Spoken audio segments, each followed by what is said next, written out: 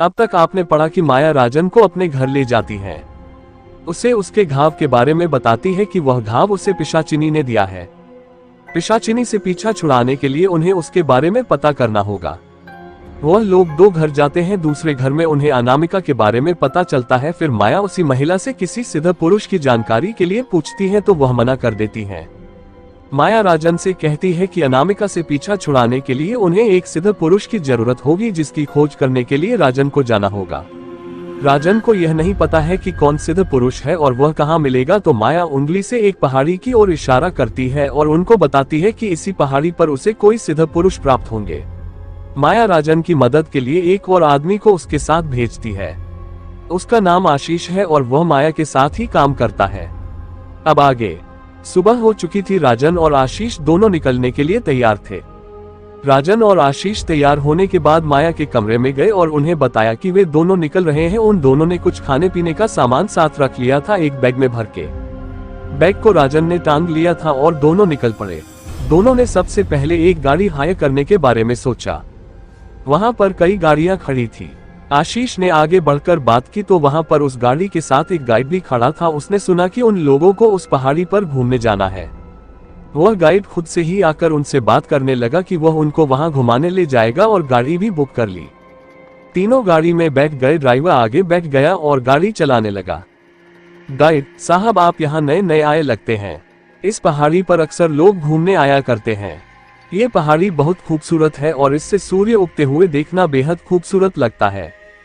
पर आप थोड़ा सा देर से आए हैं तो मैं आपको पहाड़ी का और पहाड़ी से आसपास के नज़ारे का दर्शन जरूर कराऊंगा। और वहाँ एक मंदिर भी है जो बहुत खूबसूरत है। उस मंदिर के भी दर्शन करने जरूर चलेंगे।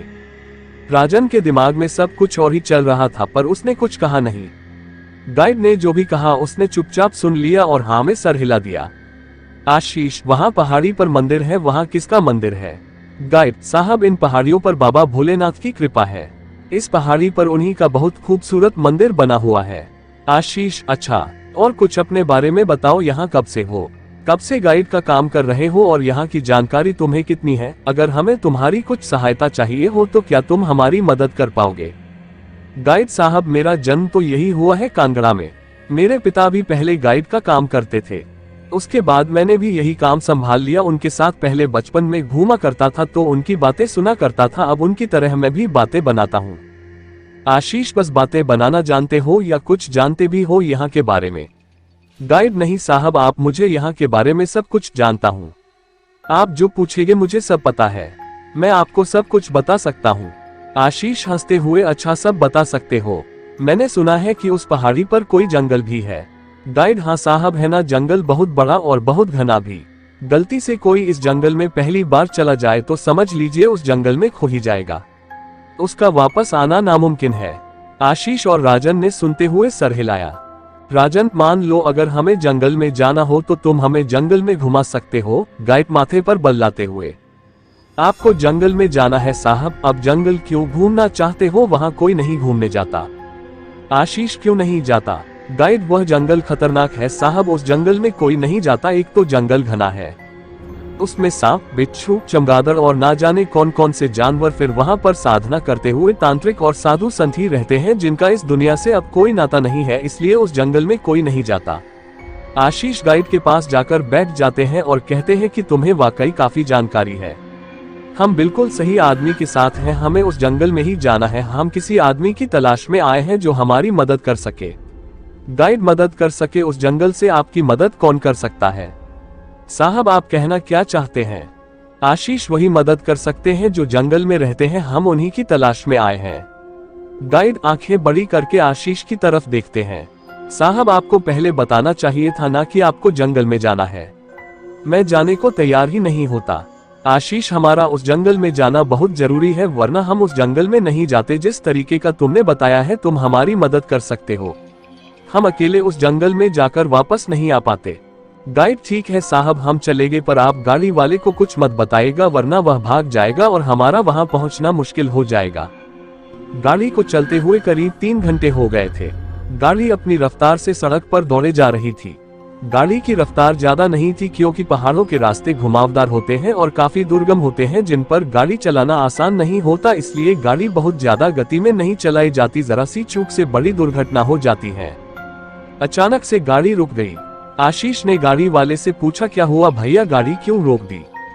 गाड़ी वाला, साहब आगे का रास्ता बहुत ज्यादा घुमावदार और दुर्गम है, इससे आगे गाड़ी नहीं जा पाएगी। आप लोगों को थोड़ा पैदल चलना पड़ेगा, ज्यादा दूर नहीं है साहब।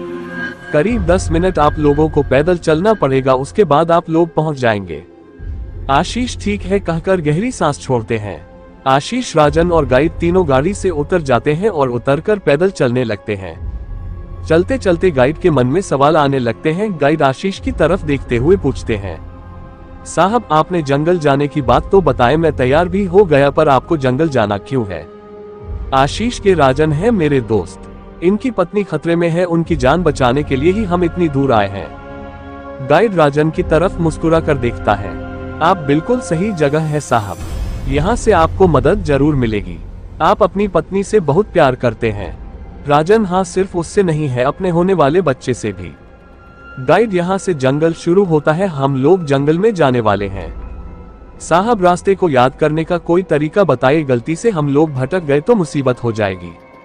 आशीष ने बैंक से चौक निकाला, उसने कहा, हम इससे पेड़ पर निशान बनाते हुए जाएंगे।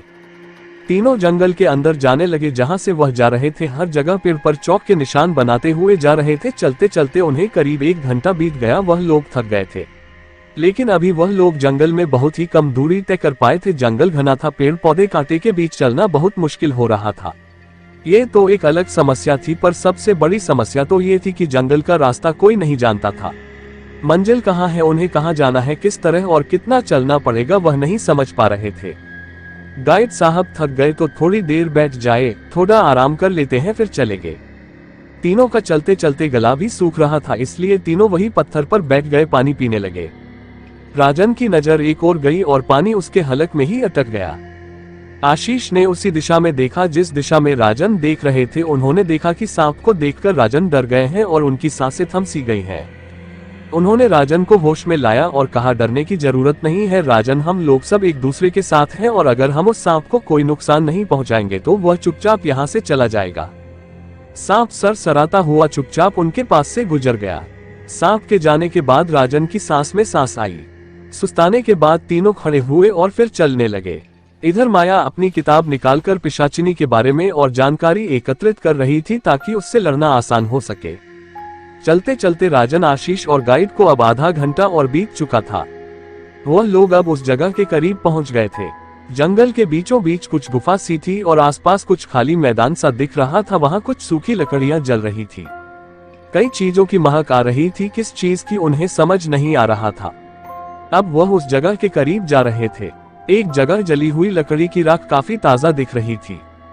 गाइड न्यूज रात को देखते हुए कहा, साहब यहाँ जरूर कोई साधना कर रहा था और उसे गए हुए ज्यादा समय नहीं बीता है, वह यही होगा। साधना करने के बाद कुछ दिन तांत्रिक साधु यही समय व्यतीत करते हैं। उन्हें अपनी ओर आते हुए एक आदमी दिखाई दे रहा था। उसके बाद काफी लंबे और जटा रूप में थे, जिसे काफी समय से वह बालनाथ हुए हैं और ना उसमें कंघी ही पड़ी हो। शरीर पर भभूत का लेप लगा हुआ था। कपड़े के नाम पर कमर में एक कपड़ा बंधा हुआ था। बाएं हाथ में कमंडल और दाएं हाथ में एक लट्ठा पकड़े हुए वह आदमी गुस्से में उनकी ओर तेजी से चला आ रहा था। कौन हो तुम लोग और यहाँ क्या कर रहे हो? यह मेरा साधना स्थल है, यहाँ से चले जाओ, ये जगह तुम लोगों के लिए सुरक्षित नहीं। उस व्यक्ति का रूप भयावह था। उसके बोलने के तरीके से तीनों लोग थोड़ा सा डर गए। राजन दोनों हाथ जोड़े कांपते हुए उनकी तरफ देखने लगे। आंखों से आंसू बह रहे थे। मेरी मदद कीजिए, मेरी मदद कीजिए, बस यही शब्द राजन के मुंह से निकले जा रहे थे। तांत्रिक, कौन हो तुम और क्या मदद चाहिए मेरी? गाइड खुद को संभालते हुए बोला, बाबा जी, इनका नाम राजन है, इन्हें आपकी मदद की जरूरत। तांत्रिक, मदद? कैसी मदद? गाइड, बाबा जी, इनकी पत्नी और होने वाला बच्चा एक रूह के कब्जे में है, आप उन्हें बचा सकते हैं। तांत्रिक राजन की तरफ देखते हैं, रूह से छुटकारा चाहिए। तुझे किसका बुरा किया है तूने जो तेरे पीछे पड़ गई है? राजन, बाबा जी, मैंने किसी का बुरा नहीं किया। मैं नहीं जानता कि वह मेरे पीछे क्यों पड़ी है, मैं तो उसे जानता तक नहीं। बस इतना सुना है कि कोई 16-17 साल की उम्र की लड़की है जो मेरी पत्नी और मेरे बच्चे को लेकर चली गई है। तांत्रिक, 16-17 साल की लड़की? सोचते हुए, कहाँ रहते हो तुम? राजन, नूरपुर मोहल्ले में बाबा जी। तांत्रिक, कुछ सोचते हुए, हम तुम्हारी मदद करेंगे, चलो। तीनों लोग वापस जंगल से निकल रहे होते हैं। तीनों लोगों की नजर पेड़ पर जाने लगती है। वह चौक के निशान को देखने लगते हैं।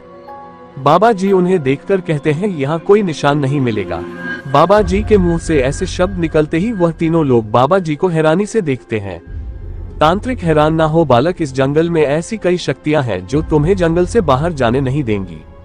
वह तुम्हारे रास्ते और तुम्हारे रास्ते के लिए बनाए हुए निशानों को मिटा देती हैं। इस जंगल में आने वाले लोग अक्सर वापस नहीं जाते। डर से तीनों लोग बाबा जी को देखने लगते हैं। कहते हैं कि हम वापस कैसे जाएंगे। तांत्रिक, वह ताकतें हमें नहीं रोक सकती, हम तुम्हें बाहर तक लेकर चलेंगे। तांत्रिक आगे आगे चलने लगते हैं और तीनों उनके पीछे पीछे। बाबा के साथ तीनों लोग जंगल से बाहर आ चुके थे। गाड़ी वाला अभी भी अपने जगह पर खड़ा था, उनका इंतजार कर रहा था। दोस्तों, आगे की कहानी जानने के लिए हमारे चैनल को सब्सक्राइब करके बेल आइकॉन को प्रेस कर लेना। तो चलिए मिलते हैं अगले नए एपिसोड के साथ, तब तक के लिए धन्यवाद।